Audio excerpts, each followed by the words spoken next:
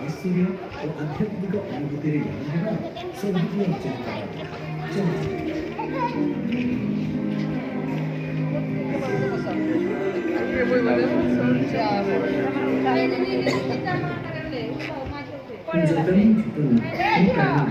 राखी बांधिले समझ मिले सबको इच्छा बड़ देव को चारिपटी जो मेघना पाखे सुरक्षा दी मत रखी कालिया शांत को दुख तक कह दियो मेघना पाखे तो देखा जाऊनी सब आड़ की कोठा बाड़ी दुकान होटेल गाड़ी मोटर घूमवा तुम इच्छा बिना तो गछर पत्रटी भूल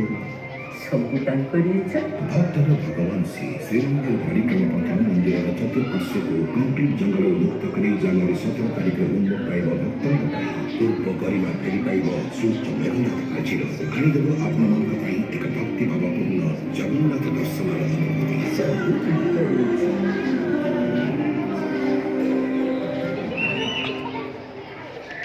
सेवायत कूल आम जन्म कहीं केते पीढ़ी कालियार सेवा कर आसुଛୁ तारी चक्का के देखी दिन मालूम तारी सेवा कर बापा जैसे कहती और मो भी फोटो इस मंदिर चारिड़े सबुदिन बेड़ी जाए केमिका सौंदर्य बढ़े भीतर जमी आध्यात्मिक परिवेश थे बाहर भी से पवित्र